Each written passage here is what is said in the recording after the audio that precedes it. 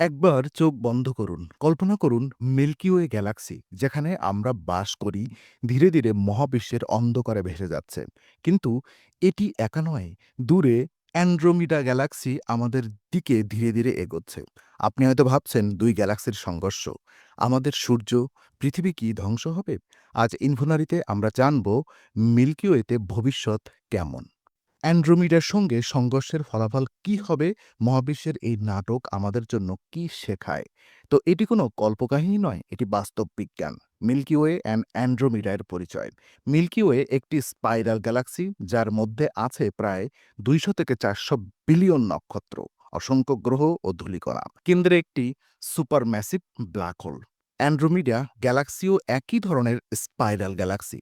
দূরত্ব আমাদের থেকে প্রায় 2.5 মিলিয়ন আলোকবর্ষ। বিজ্ঞানীরা পরিমাপ করেছেন অ্যান্ড্রোমিডা আমাদের দিকে ধীরে, ধীরে ১২০ কিলোমিটার পার সেকেন্ড গতিতে আসছে। অর্থাৎ প্রায় ৪ থেকে ৫ বিলিয়ন বছরের মধ্যে সংঘর্ষ ঘটবে। তো গ্যালাকটিক কলিশন কিভাবে ঘটে? যখন দুটি গ্যালাক্সি মিলিত হবে, গ্র্যাভিটি অ্যাট্রাকশন, দুটি গ্যালাক্সির সমস্ত নক্ষত্র, গ্যাস ও ধূলিকণা এক অপরের দিকে ধীরে, ধীরে টানে। স্পাইরাল আর্ম প্রসারিত হবে, কেন্দ্রীয় ব্ল্যাক হোল কেন্দ্রের দিকে টেনে নেবে। গ্যালাক্সি যেন কসমিক ড্যান্স করছে। দেন মহাজাগতিক ধুলো এবং গ্যাস একে অপরের সঙ্গে সংঘর্ষ করবে, ফলে নতুন, নতুন নক্ষত্র জন্ম নেবে। এটি স্টারবাস্ট ইভেন্ট অ্যান্ড ফাইনাল মার্জার। লাখ কোটি বছর পরে মিল্কি ওয়ে এবং অ্যাড্রোমিডাল মিলিত হয়ে একটি বিশাল ইলিপ্টিক্যাল গ্যালাক্সি তৈরি করবে। সংঘর্ষের প্রভাব কি? গ্যালাকটিক্যাল কলিশন কেবল চমকপ্রদ নয়, এটি মহাবিশ্বের গঠন ও আমাদের ভবিষ্যতেও প্রভাবিত করে। নতুন নক্ষত্র জন্ম নেবে, পুরনো নক্ষত্র ভেঙে যাবে বা কোরের দিকে চলে যাবে। ব্ল্যাক হোল মার্জ হতে পারে।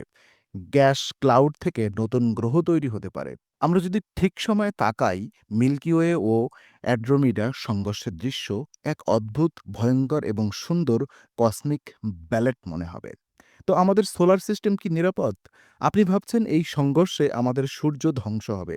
ভয় পাবেন না। নক্ষত্রগুলোর মধ্যে দূরত্ব এত বিশাল যে ডিরেক্ট কলিশন অসম্ভব। তবে সোলার সিস্টেমের কক্ষপথ পরিবর্তিত হতে পারে। রাতের আকাশে নতুন নক্ষত্র ও মহাজাগতিক দৃশ্য দেখা যাবে। কিন্তু আমরা বেঁচে থাকব।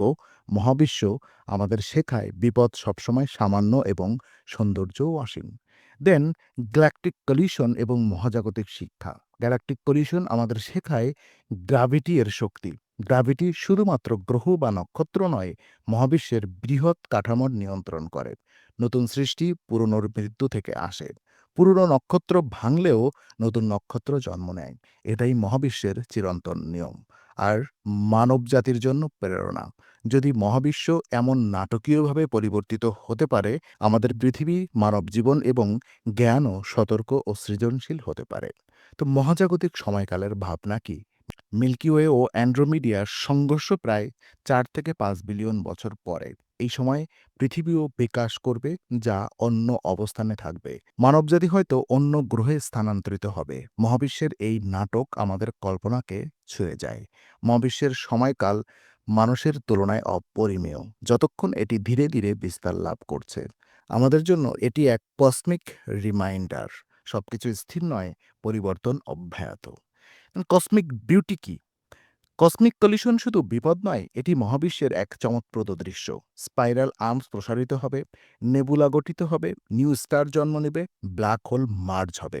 মহাবিশ্ব নিজেই যেন এক কসমিক ড্যান্স ফ্লোর, যেখানে নক্ষত্র ও গ্যালাক্সি নাচছে। তো মানুষ এবং গ্যালাকটিক কলিশন। মানুষের জন্য এই ঘটনা কল্পনাতেও অসাধারণ। আমরা জানি মহাবিশ্বের সবকিছু স্থির নয়, সবকিছু পরিবর্তিত হয় এবং সবকিছু একে অপরের উপরে নির্ভরশীল। গ্যালাকটিক কলিশন আমাদের শেখায় বিপদ ও সৌন্দর্য একই সাথে আসে। মহাবিশ্বের নাটকীয়তা শুধু গণিত নয়, এটি চিরন্তন জীবন ও পরিবর্তনের গল্প। তো মিল্কি ওয়ে এবং অ্যাড্রোমিডিয়ার সংঘর্ষ আমাদের স্মরণ করিয়ে দেয় মহাবিশ্ব চিরন্তন পরিবর্তিত গল্প। বিপদ ও সৌন্দর্য একসাথে চলে। গ্র্যাভিটি শুধু শক্তি নয়, মহাবিশ্বের রচয়িতা। আপনি যদি এমন মহাজাগতিক গল্প ও বৈজ্ঞানিক রহস্য পছন্দ করেন, এখনই ইনফোনারিকে সাবস্ক্রাইব করুন। কমেন্ট করে জানান আপনি কি কল্পনা করতে পারেন আমাদের গ্যালাক্সি একদিন অন্য গ্যালাক্সির সাথে মিলিত হবে?